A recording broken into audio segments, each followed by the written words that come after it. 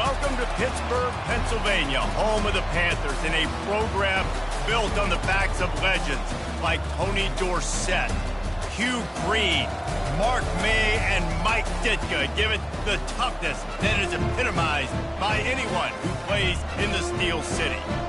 Little gets the blood boiling, quite like a rivalry game.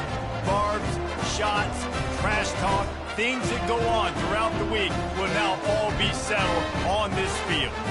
As we see the number 7 team in the country, the Penn State Nittany Lions, taking on a team from the ACC, the Pittsburgh Panthers. Glad to have you with us for EA Sports College Football. I'm Reese Davis, David Pollack, and Jesse Palmer with me in the booth. Guys, we are ready to tee it up. On the run from inside his own 5. Not a lot of space to be found. Good hustle by the coverage team, and they stop him at the 21.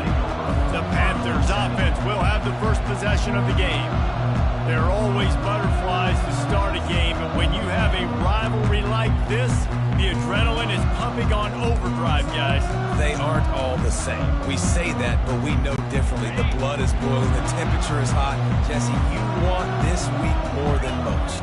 Yeah, David, we played in these games before. Everything just seems to be heightened, right? The game seems to be moving faster. The crowd noise feels louder. Your composure will be tested early in a game like this.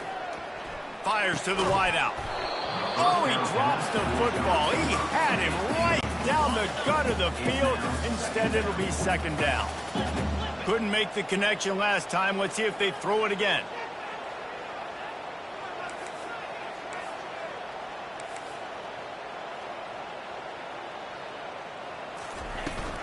Looking for room. It's Hammond.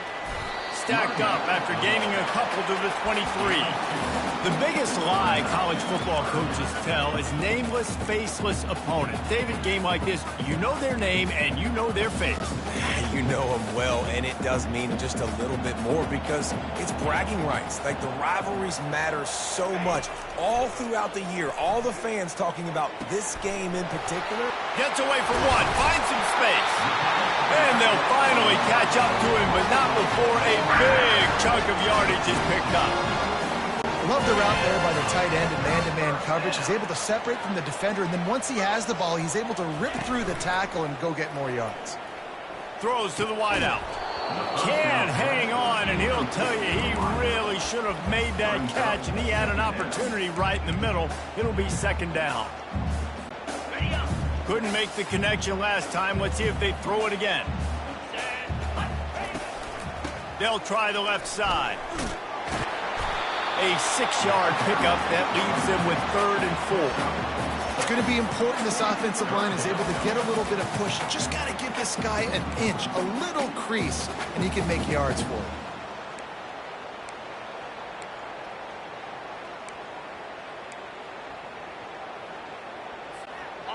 Let's see what they do on 3rd down. To throw, it's Yarnell. Trying to get to him. And they got him. They'll get him down for the sack. Pitt will have to boot this one away. Man, you talk all week about setting the tone, quieting this crowd. Don't let him get involved. You know how you do that?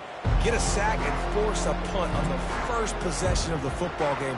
That's a heck of a start for this defense. So Penn State's offense will try to get something going with their first possession.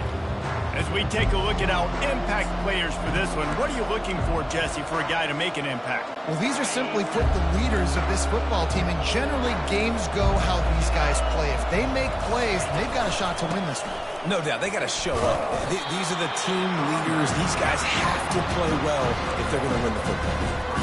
Oh, man, there's some big hitting going on in the trenches right now. This defense, they take a lot of pride in stopping the run. Let's keep our eye on them throughout the course of the game and see if they can contain this running attack. On 2nd down, he's looking downfield. Gets it out fast. Excellent job working through the air there, finding a hole in that defense and picking up a 1st down. And that's just a great individual effort by the wide receiver. He catches this ball way short of the sticks, but because he's able to make the defender miss, now he's able to get the extra yards and turn that into an explosive play. And the defense had that one well covered, just a short game there. They have relished this tight victory since the last time these two got together, Pollard. Yeah, it's just winning is beautiful. And when you beat your rival and you get those bragging rights, Palmer, it is a glorious thing for a whole year and sometimes longer. Well, that's the best thing about rivalry games like this. For the winning team, whoever pulls this one out here today, their fans are going to be bragging about this one for a long time. The Nittany Lions in the hurry-up. I know it's early in the game, but defensively after that play, you know you have to tackle the catch. When this guy gets the ball in his hands, he is so dangerous after the fact. So it's okay for him to make catches. You just got to get him to the ground quickly. They're trying to get to him. He makes a catch. He is down at the one. A terrific run after the throw and catch. Love to see the fearlessness of a quarterback to work the middle of the field.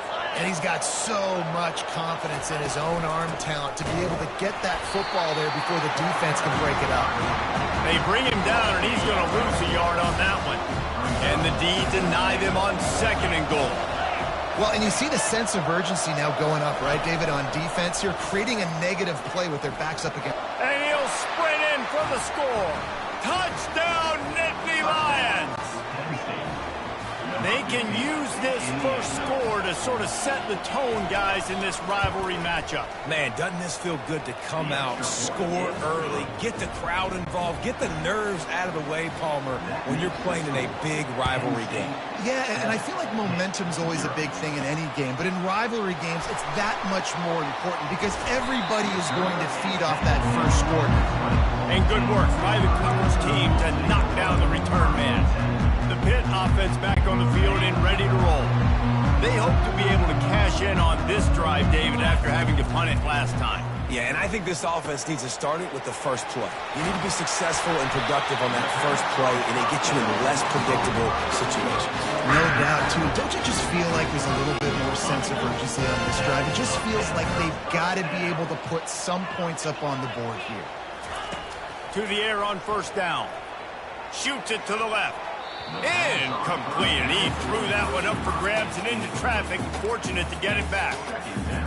Oh, and on defense, you just got to be able to finish that play. That defender had the football in his hands. He's just got to catch it. That should have been an interception. Receiver on the move gets the touch pass. Pretty good effort on that one to work his way up to the 42.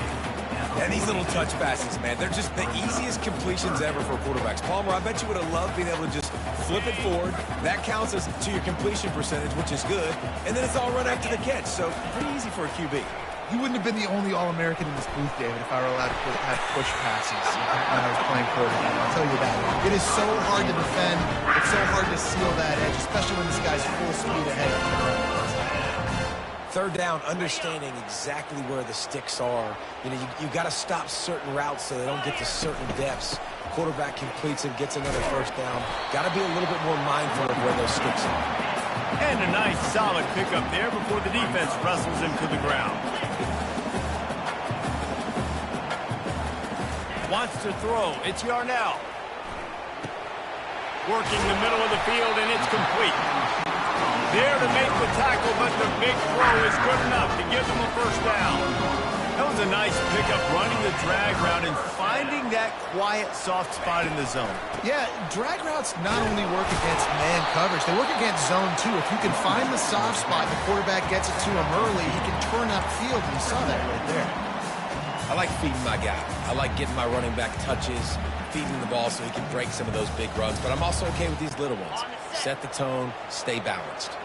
After picking up a couple, it's 2nd and 8. Off the play fake. Unloads to the wideout. Nice defensive way to get a hand in there and knock it away. Zone coverage that time, and the cornerback, a nice job with his eyes. He's watching the quarterback. He sees the ball thrown, so he knows exactly when to break on it. He's able to break it up for an incompletion. And the defense gets home and makes a play at the 37-yard line.